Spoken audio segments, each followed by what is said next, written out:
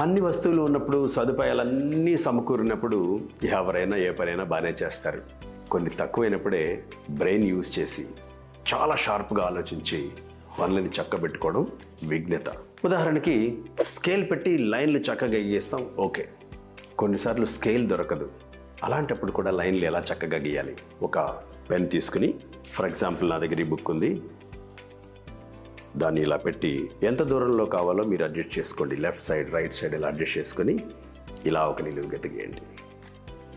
చూసారా ఎంత చక్కగా వచ్చిందో? ఒక వృత్తాన్ని గీయాలి, చూద్దాం.